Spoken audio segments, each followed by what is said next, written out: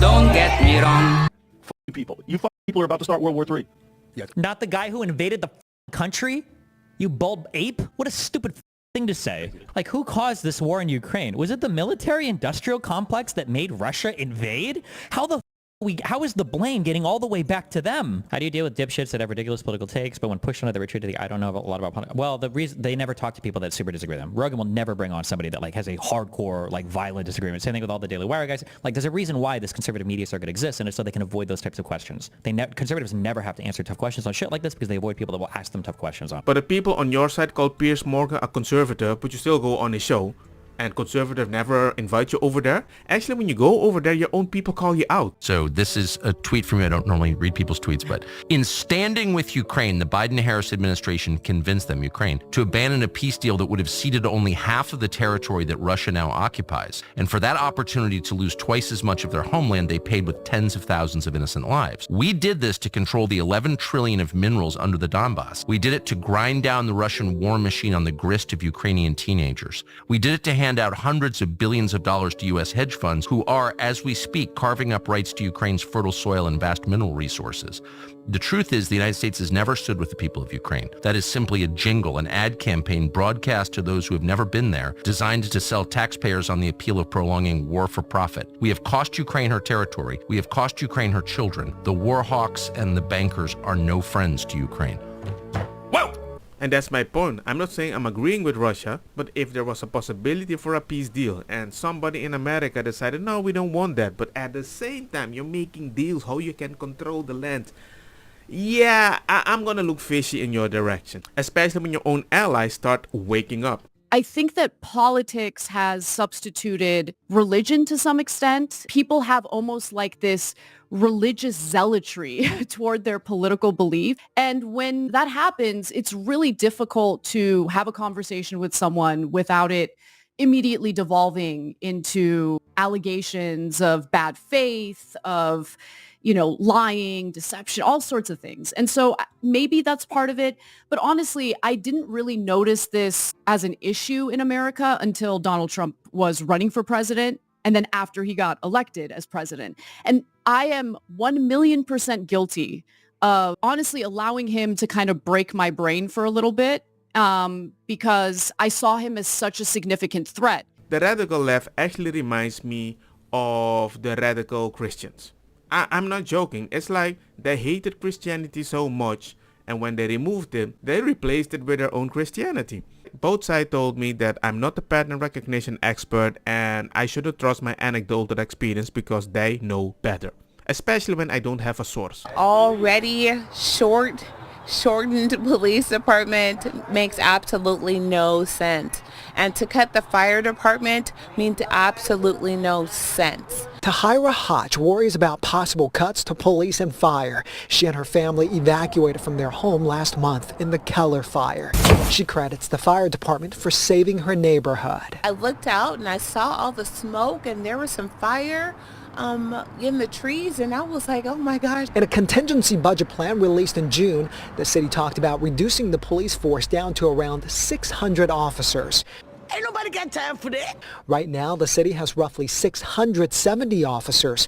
Oakland had 613 officers back in 2013, so 600 would make it the smallest force in years. The contingency plan would also brown out a handful of fire stations, freeze positions across city departments, and reduce hours at rec centers, libraries, and senior centers.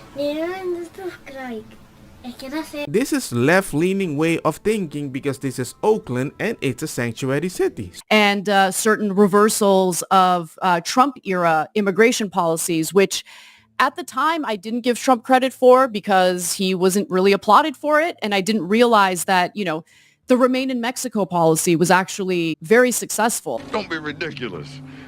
Thank you.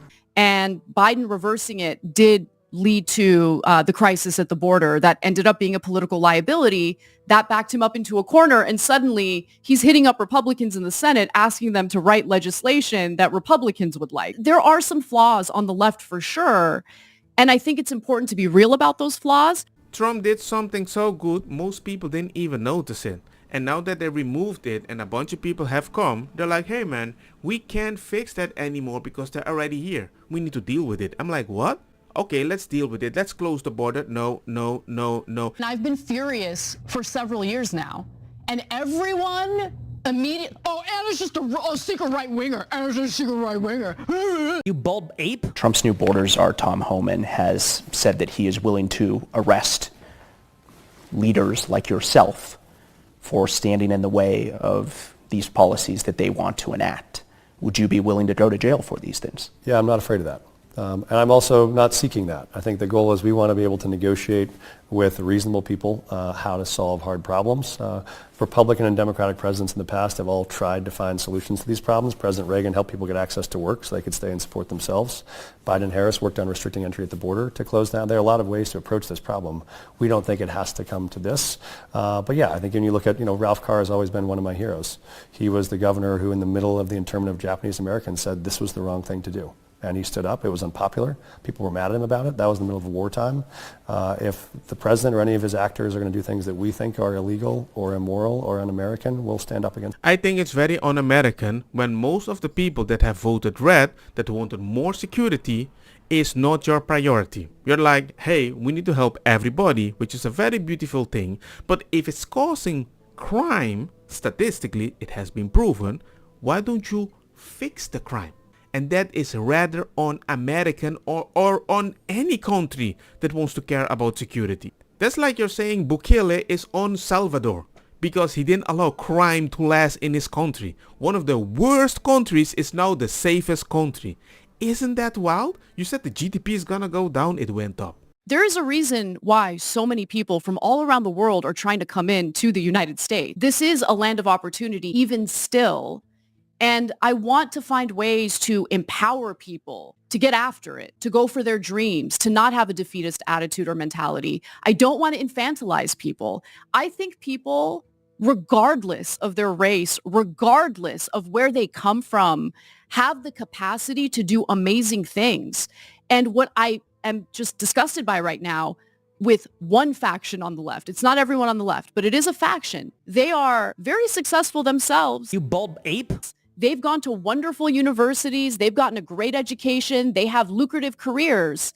But their lucrative career really hinges on spreading this message that there are no opportunities left in America. Okay, everything is, all of our systems are set up in a way to discriminate against certain groups of people. They're never going to be able to make it unless we burn the system down. And what that does is it puts ideas, it plants a seed in people's heads. And it becomes a self-fulfilling prophecy. And I don't want to feed into that. I want to find ways to empower people while also understanding, hey, there are some systemic flaws that maybe we can reform and make better. Yeah, it reminds you of the rich, educated people that are screaming free, free Palestine, and the other people that say that the same way. They don't learn anything, and they complain about, oh my God, life is so hard. And the rich above says, yeah, that is true. That's my message. Keep saying it. Yeah. I see it a lot. And then they say, we need to tax you, we need to help you, green energy, give me money, but suddenly it's gone. The Federal Highway Administration says only 7 or 8 charging stations have been produced with a $7.5 billion investment that taxpayers made back in 2021. Why isn't that happening more quickly? So the president's goal is to have 500,000 chargers up by the end of this decade. Now, in order to do a charger, it's more than just plunking a small device into the ground. There's utility work, and this is also really a new category of federal investment. But we've been working with each of the 50 states. Every one of them is getting formula dollars to do this work, engaging them in the first handful, again, by 2030, 500,000 chargers. And the very first handful of chargers are now already being physically built. I'm stupid, you're smart. See, even the left-leaning legacy media is like, 7 or 8 for so much money? The Biden administration invested $7.5 billion into EV charging and produced just 8 charging stations over 4 years. I don't believe you anymore. Where are you from? Which country from? Iraq. Why are you here? Why are you in the West? No, I need to ask you. You don't want an answer. A land of milk and honey, Islamically developed. You have your Sharia law, you have all the laws there. Why you come here? The Sharia law they want in Europe, they don't want it in Iraq. I go to there and I'm second class. Thank God for King Charles, you are first class here. There's so much Islamic countries in the world. You guys can have a lovely life, drive Lamborghini, have Ferrari, half the world to yourself, my friend. Why come here? Only Tesco, Asda, Sainsbury we have here. There's no ocean, my friend, to see the whales. You know why? Why? Because no space in Africa. That's why. And that's why its region is destabilized. Yes. Illiteracy. Why do you want a specific law in a country that doesn't have the law when your own country doesn't even support that law the way you want to support it in the new country? That's a wild statement, isn't it? Don't get me wrong, makosa kita bong. Put the fire na mi blonde, kush hash, purple skunk, criollo, colombici, jam jam, turloqueta, verdetta, welcome.